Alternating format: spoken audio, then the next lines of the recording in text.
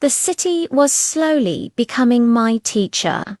It taught me how to walk fast without looking lost, how to speak boldly even when my voice trembled, how to count money like every note had a heartbeat. One evening, my aunt called me into her room. "You are too young to be silent in a place like this," she said, opening her drawer. She brought out a small phone and placed it in my palm. "So your mother can sleep knowing your voice," she said. "So your village does not become a dream you forget. And so I can reach you if the city tries to hide you from me." The phone felt warm in my hand, like a connection. That night, I heard my mother's voice break through the speaker like light through a crack in darkness. Zainab shouted my name until I laughed and cried at the same time.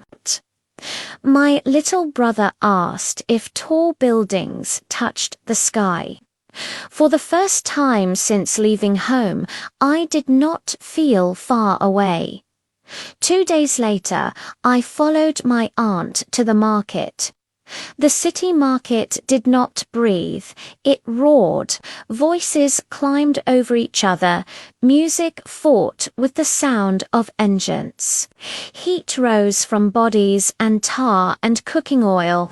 People moved like rushing water. I held onto my aunt's wrapper so I wouldn't disappear. Then my heart forgot how to behave. I saw him standing near a roadside bookstall, older, calmer, but still him. Mr. Daniel Adebayo. The world didn't stop, but something inside me did. He lifted his head. Our eyes met, and just like that, the city folded itself into silence. "Is it really you?" he asked softly. I just nodded, unable to trust my mouth. "You're here," he said, almost like a prayer. "Yes. When did you come? Not long ago." He looked at me the way people look at something they once lost and never expected to find again. "You look different," he said. "So do you." We smiled. Not the careful school smile, not the teacher's smile, but the kind that carries memory inside it. "How is the city treating you?" he asked. "It is hard," I said honestly, "but it is teaching me who I can become." He nodded slowly. "It teaches survival first, then courage." We stood there, close enough to feel the old silence between us, but far enough to respect the new lives we had grown into. "I left without saying goodbye," he said. I lowered my eyes. "I learned how to survive that." He breathed in deeply. "I never wanted to hurt you. I know." Our voices were low, gentle, like we were standing in a place where sound could break something fragile.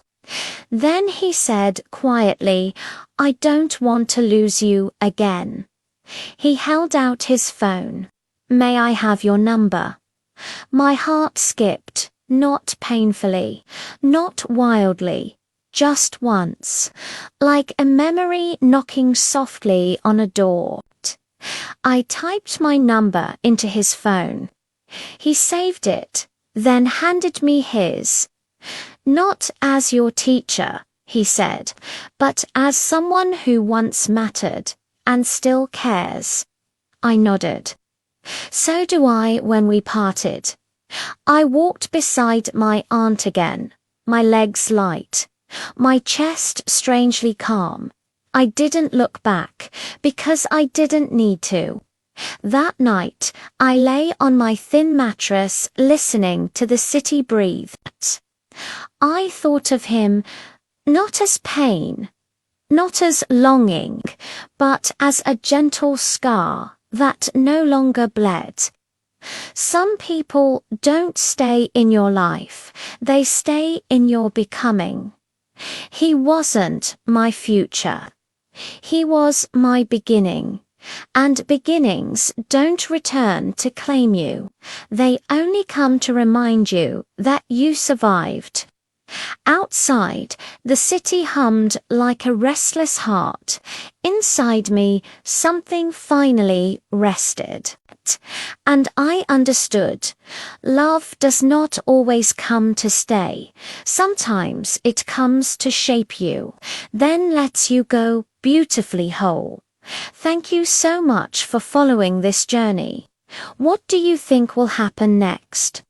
Let me know in the comments, and don't forget to like and subscribe so you don't miss the next episode. See you soon.